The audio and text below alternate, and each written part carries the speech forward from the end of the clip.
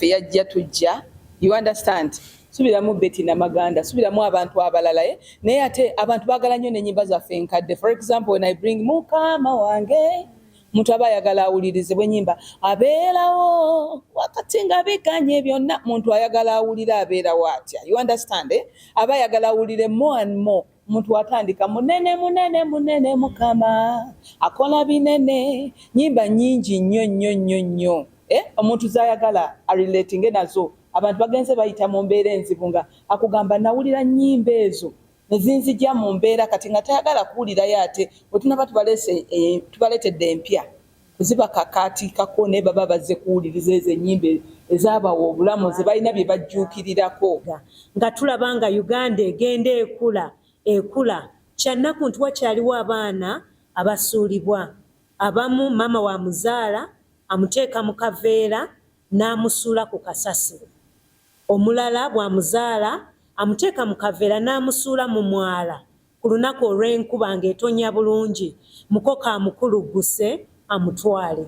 Ate abaana abamu bo basuulibwa ddala mu kaabuyonjo gye banyulirwa nga bakyalina obubi, envunyu zibatambula mu matu, mu bitundu ebyekyama, abalala zibalumye n'okubaluma nga balina fresh wounds, ebiwundu ebiri fresh ng'envunyu zibalumye, akabonero akalaga nti baluddeyo mu kaabuyonjo.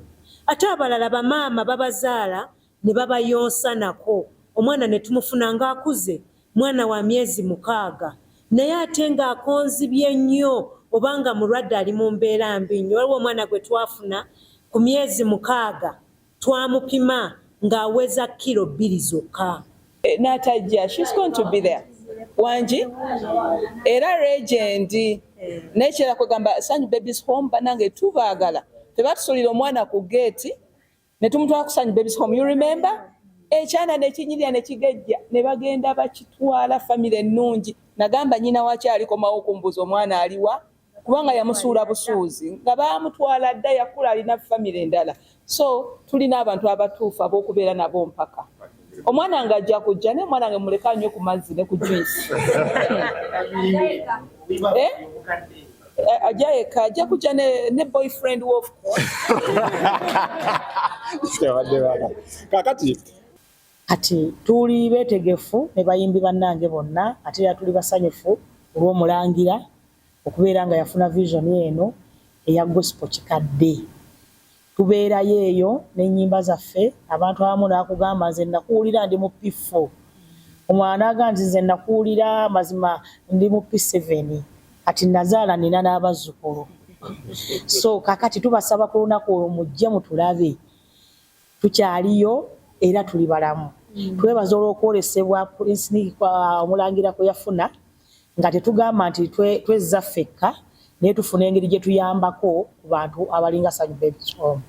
Nze nali muto nga njiwulira, kati bw'eba eri mu 9 waliwo ebintu ebitandika ne biggwaawo mu Uganda yaffe, naye kino ekitongole kibaddewo tukuze, kikyaliwo, kizibu nnyo okuwanirira ekintu emyaka egyo gyonna. Tugenda kuyimba ennyimba zaffe enkadde zonna ze mumanyi. Nze ennyimba zange abasinga muzimanyi nga ekisa kya Mukama kingi gye ndi, kingi gy'oli, ekisa kikubeereddewo nange kimbeereddewo. Tubasuubiza nti tugenda kuyimba live.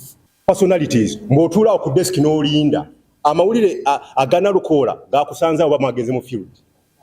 So even the music, go into the field, look up these people. Ojja kulowooza mbu olwokuba oli presenter or music director mbu otuula music akwete bayinza obutamuleeta because dynamics ezimuleeta ziyinza okuba nga zibatawaanya.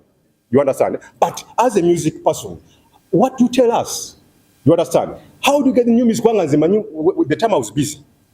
I wanted to be scooping and nze nsooka obuyimba obupya nze n'obunonya gamba noonya. I go to their studios.